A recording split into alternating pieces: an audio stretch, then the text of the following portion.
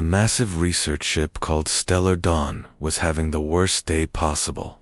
Captain Valthera, who looked like she was made of living crystal, felt her heart sink as the ship's engines made terrible grinding noises before going completely silent.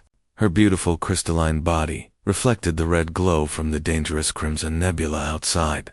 But right now she wasn't thinking about how pretty it looked.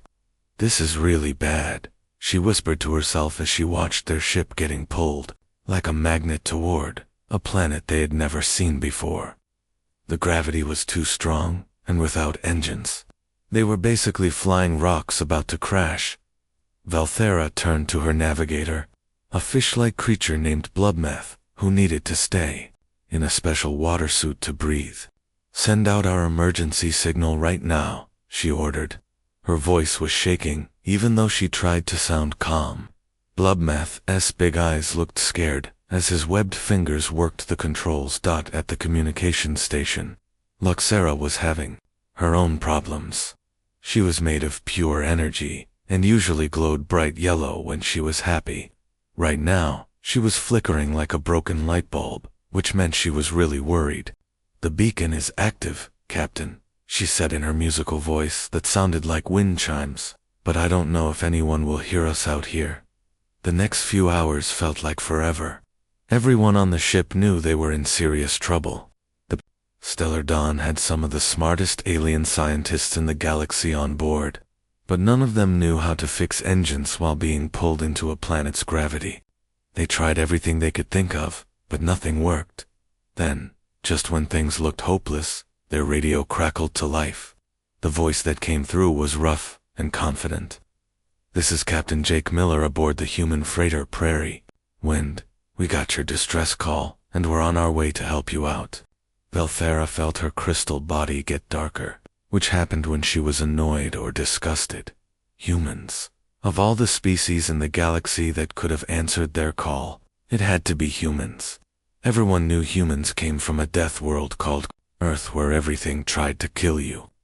The weather was crazy, the animals were dangerous, and somehow these primitive creatures had built spaceships and spread across the stars like some kind of virus. "We need immediate evacuation from this location," Valthera said into the radio, trying to sound like she was talking to someone important instead of what she considered a barely civilized barbarian. But Jake Miller's response was not what she expected. "Sorry, but that's not going to happen," he said, and she could hear him talking to his crew in the background. "We've got a massive solar storm heading this way in about 6 hours. Once that thing hits, this whole star system is going to be like a dead zone for at least 3 weeks. No ships can fly through that kind of radiation. We're coming down to your location instead." Bloodmeth made a gurgling sound that meant he was scared. Luxara's energy form flickered even more rapidly. The other aliens on the bridge all looked at each other with the same thought. They were about to trust their lives to Deathworlders, who probably didn't even understand how dangerous their situation was. Valthera had heard stories about humans. They came from a planet where the weather could kill you, where tiny invisible things called bacteria could make you sick, and where the animals had evolved specifically to hunt and eat each other. Most civilized species had evolved on nice, safe worlds with gentle climates and peaceful creatures. But humans had somehow survived on a world that seemed designed to destroy life. Now these same humans were coming to rescue them, and Valthera wasn't sure if that was better or worse than crashing on an unknown planet. The Stellar Dawn hit the planet's surface like a meteor made of metal and desperation. The impact was so powerful that it shook the entire swamp for miles around, sending strange alien birds screeching into the poisonous yellow sky. Trees that looked like they were made of black glass shattered from the shock waves, and the toxic water splashed everywhere like deadly soup inside the wreckage. Captain Valthera slowly opened her crystal eyes and immediately wished she hadn't. Her beautiful research ship was now a twisted pile of smoking metal scattered across what had to be the most dangerous swamp in the galaxy. The air outside was a sickly green color, and she could see steam rising from puddles where the acid rain was eating through everything it touched. Her crew was in terrible shape. Blubmouth was trapped under a piece of debris, his water suit cracked and leaking. The poor fishman was making panicked gurgling sounds as he tried to breathe. Luxara's energy form was flickering weakly, which meant she was badly hurt and might fade away completely. But the worst was their medical officer, healing singer Morton, who looked like a giant friendly beetle with healing powers. His hard shell was cracked right down the middle, and green blood was leaking out. He was barely breathing. "We're all going to die here," whispered one of the younger scientists, a plant-like being whose leaves were already turning brown from fear. Then they heard the sound of engines overhead. A small boxy shuttle that looked like it was held together with hope and spare parts came down through the acid rain. It landed with a thud that sent more toxic water splashing everywhere. The aliens watched in amazement as the shuttle door opened and 3 humans stepped out. Captain Jake Miller looked exactly like what Velthara expected from a Deathworlder. He was in his 40s, with gray hair and scars on his face that told stories of surviving things that would kill most civilized beings. His environmental suit looked basic compared to the advanced gear the aliens used, but he moved like someone who had walked through dangerous places before and lived to tell about it. Behind him came Chief Engineer Rita Park, a tough-looking woman who was already scanning the wreckage with eyes that missed nothing. She carried a toolbox that looked ancient but well used. The third human was Medic Ben Wilson, who was heading straight for the injured aliens before he even looked around at the dangerous environment. "This world will kill us all," Blubmouth gurgled through his damaged breathing mask. He was staring with wide, terrified eyes at the acid rain that was eating holes in everything it touched. In the distance, they could see huge shapes moving through the poisonous mist, and the sounds they made were like nightmares given voice. Wilson knelt down next to the badly injured. Morton and started pulling things out of his medical kit. "Nah," he said casually, like they were talking about the weather instead of being trapped on a planet that seemed designed to kill everything that lived. "I've seen worse than this on camping trips back home." The aliens stared at him in shock. Camping trips. This human considered a toxic death world comparable to recreational activities. Wilson was already working on Morden's cracked shell, using what looked like primitive bandages and injecting something from a simple needle. "Rita, I need you to stabilize that debris pile. Jake, we should set up a perimeter before, ... His words were cut off by a sound that made every alien's blood turn to ice. Deep, rumbling roars came from the poisonous fog around them. The ground started shaking under their feet, and massive shapes began moving toward them through the swamp. 6 enormous creatures emerged from the mist. They looked like a cross between crocodiles and spiders, with 6 powerful legs ending in claws that could tear through metal. Their mouths were full of teeth the size of swords, and acid dripped from their jaws.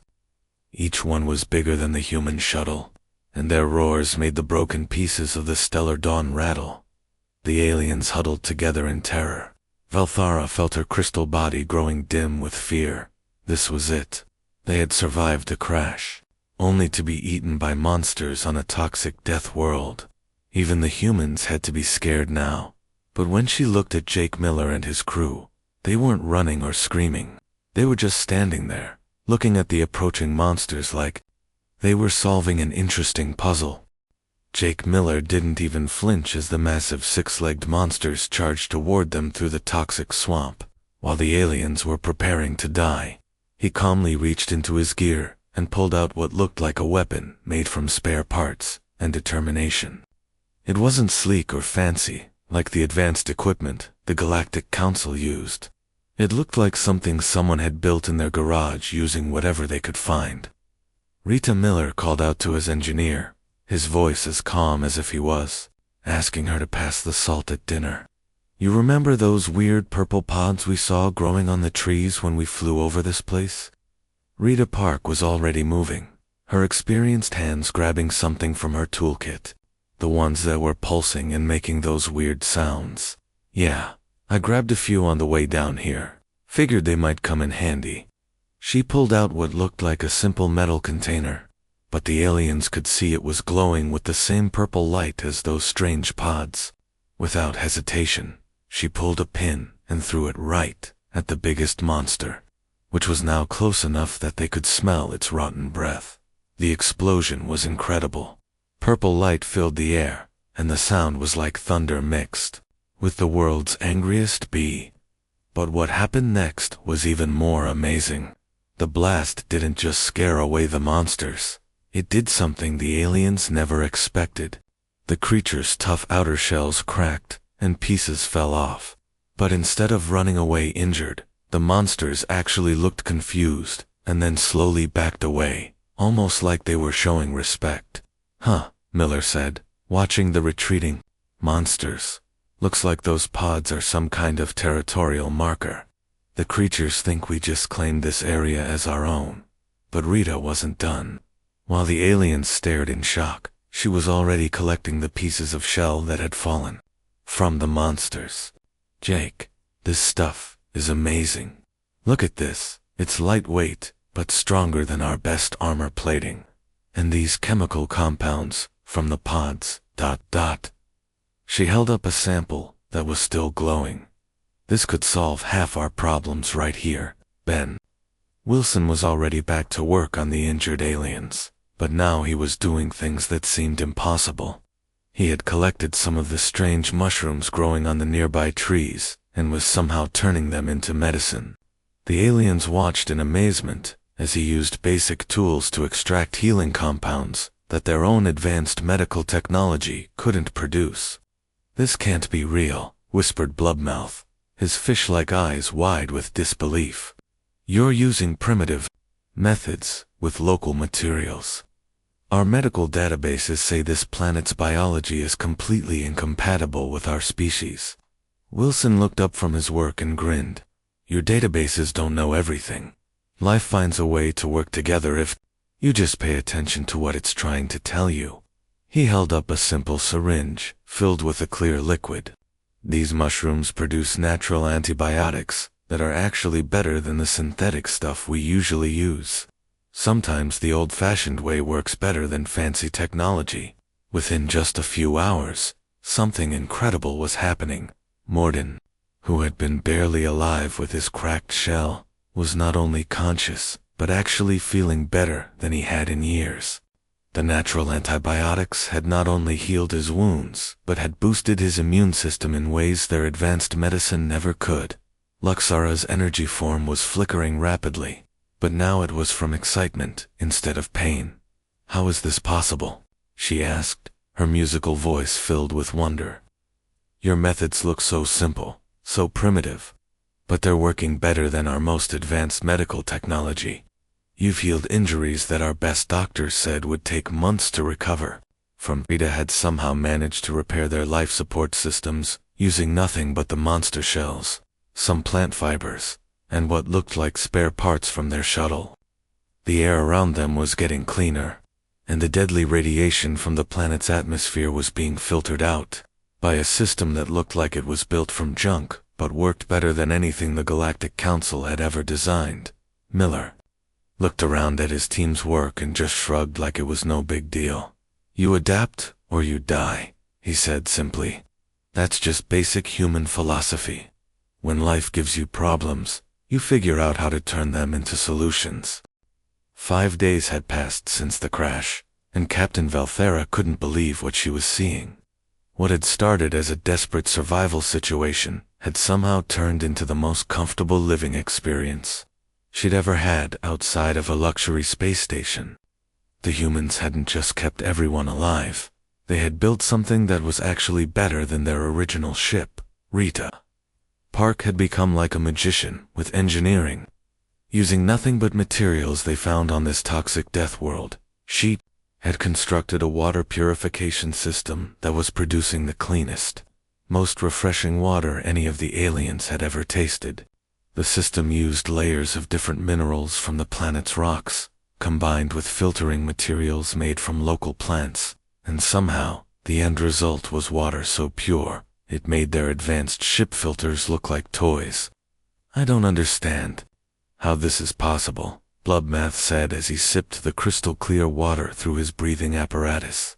As an aquatic being, he was an expert on water quality, and this was beyond anything his people had ever achieved. Our scientists spend years designing filtration systems with quantum processors and molecular separators. You built this in 2 days, using rocks and plant fibers. Rita wiped her hands on her work clothes and smiled. Sometimes the simple way is the best way. Nature's been filtering water for billions of years. We just had to figure out how she does it and copy her methods. But the water system was just the beginning. Ben Wilson had done something even more incredible with the local plant life.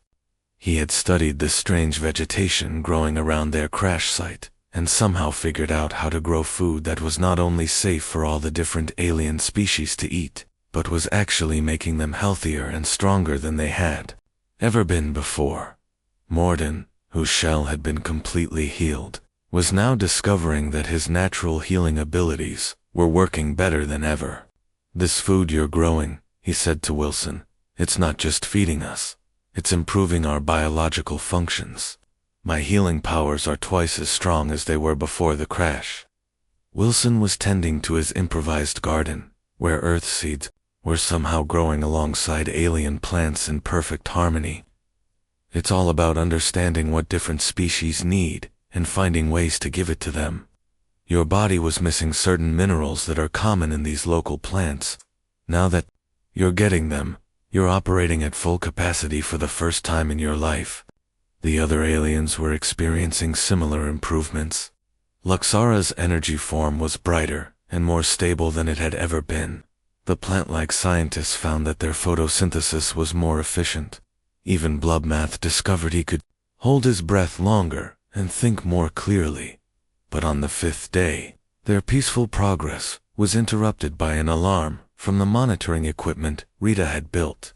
The ground sensors she had constructed from salvaged ship parts were detecting something dangerous approaching. Seismic activity, she announced, studying the readings on her homemade display screen. Big earthquake coming our way, probably a magnitude 8 or 9 based on these readings. Velthara felt her crystal form grow dark with fear. Earthquakes on a planet like this could be catastrophic.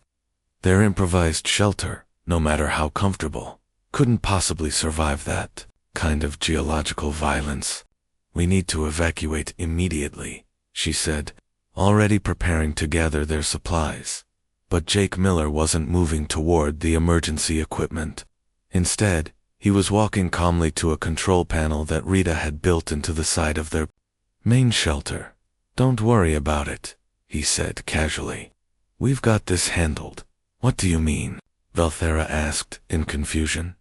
Miller pressed a few buttons, and suddenly the aliens heard mechanical sounds coming from all around their camp. Support beams were rising from underground, flexible joints were activating, and their entire shelter was somehow transforming into something that looked like it could ride out any earthquake. You prepared for this? Velthara asked in amazement as the ground began to shake violently beneath their feet. Their shelters swayed and moved with the earthquake, but it stayed completely intact and everyone inside remained safe and comfortable. We prepared for everything we could think of, Miller replied, watching the readouts that showed their systems were handling the earthquake perfectly, and we built in flexibility for a few things we couldn't predict too. The aliens stared at him in wonder. These humans didn't just react to problems when they happened, they actually thought ahead and prepared for disasters that might never even occur. They had spent their first few days not just surviving, but building systems that could handle any emergency that might come their way. When the massive Galactic Council rescue fleet finally arrived at the planet 3 weeks later, Admiral Zeftok was prepared for the worst. His advanced sensors had detected the crash site, and he expected to find maybe a few survivors hiding in whatever shelter they could build, probably sick and desperate, counting down their final hours on this toxic death world. What he found instead made him question everything he thought he knew about the universe. The crash site had been completely transformed into what could only be described as a thriving research facility. Clean geometric buildings rose from the swamp, connected by covered walkways that kept the acid rain at bay. Gardens of both alien and local plants grew in perfect harmony, producing food that looked more appetizing than anything served on his own flagship. The air around the facility was cleaner than the air on most civilized worlds, and the toxic swamp water had been converted into crystal-clear streams that flowed throughout the complex. "This is impossible," Admiral Zeftok muttered as his shuttle approached the landing pad. Yes, they had somehow built an actual landing pad complete with guidance lights and fuel systems. Our best terraforming teams take years to establish facilities half this sophisticated, and they need massive supply ships and thousands of workers. As his shuttle touched down, he saw Captain Valthera waiting for him, and he almost didn't recognize her. The crystalline captain's body was glowing brighter than he had ever seen, with new patterns of light flowing through her structure that made her look like a living jewel. She looked healthier and more vibrant than she had in decades. Standing next to her was a human male wearing simple work clothes that were somehow perfectly clean despite living in a swamp for 3 weeks. This had to be the Deathworlder captain who had responded to their distress call. Admiral Zeftok had expected to see a crude barbarian, but Jake Miller looked calm, confident, and completely at home in what should have been an impossible environment. "Welcome to Paradise Station," Valthara said with a smile in her voice that the Admiral had never heard before. "I hope you don't mind, but we've made a few improvements to the local area." As the rescue team explored the facility, they discovered wonder after wonder. The humans had not only solved every problem that should have killed them within days, but they had turned those deadly challenges into advantages. The toxic atmosphere had been converted into breathable air through a filtration system that used the planet's own biology against itself. The acid rain was being collected and converted into industrial chemicals that powered their entire operation. The dangerous predators that should have eaten everyone within hours were now living peacefully around the facility, somehow convinced that the humans were part of the natural ecosystem. Wilson had figured out how to communicate with them using pheromone signals created from local plants, and the massive creatures were actually helping to defend the settlement from other threats.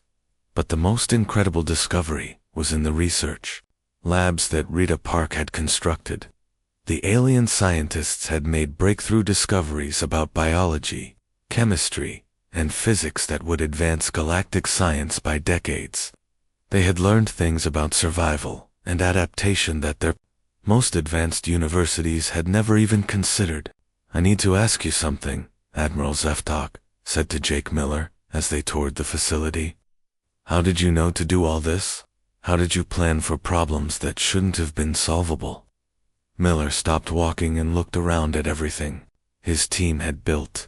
"We didn't plan for specific problems," he said simply. "We just figured that whatever this place threw at us, there would be a way to deal with it if we stayed flexible and kept thinking." Valthara stepped forward, her crystalline body pulsing with bright, happy light. "Your people don't just survive impossible situations," she said to Miller. "You transform impossibility into opportunity. You take the worst circumstances and somehow make them better than where you started." Miller smiled and shrugged like it was no big deal. "That's just how we see things, I guess. Every problem is really just a solution waiting to be discovered. You just have to be willing to roll up your sleeves and figure it out." As the rescue ships prepared to leave, taking the alien crew back to civilization, each of them carried something more valuable than any cargo, a completely new understanding of what humans really were. They weren't primitive Deathworlders who had stumbled into space travel through luck and stubbornness. They were something far more remarkable. Humans were the galaxy's ultimate problem solvers. The species that looked at impossible challenges and saw opportunities for improvement. They didn't just survive hostile environments. They transformed them into homes that were better than the places they had left behind. When Captain Valthara filed her official report with the Galactic Council, she knew it would change everything. The galaxy would never look at humans the same way again. The Deathworlders from Earth weren't just another species trying to find their place among the stars. They were teachers who could show everyone else how to turn their greatest challenges into their greatest strengths.